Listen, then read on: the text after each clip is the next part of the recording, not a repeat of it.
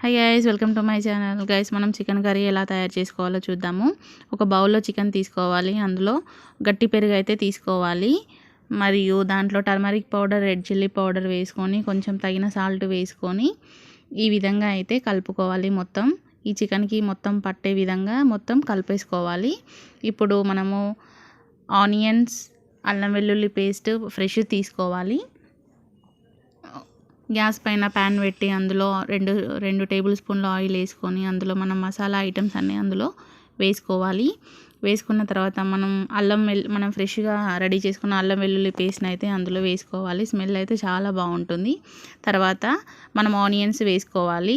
మీ ఇష్టం, టమాటా వేసుకుంటే వేసుకోవచ్చు, లేకపోతే లేదు. టమాటా అయితే యాడ్ చేసుకున్నాను నేను.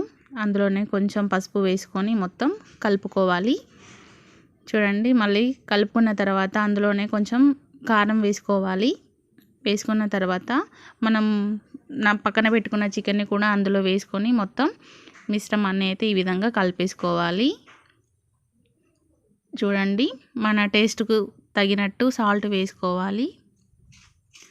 ఈ విధంగా మొత్తం కలిపేసుకోవాలి. దానిపైన మూత పెట్టుకున్నామంటే ఆ వాటర్ అనేది అందులో వస్తుంది కదా, ఆ వాటర్ వచ్చి ఆ వాటర్ ఇనికిపోయేంత వరకు మనం చికెన్ని ఉడకనియాలి.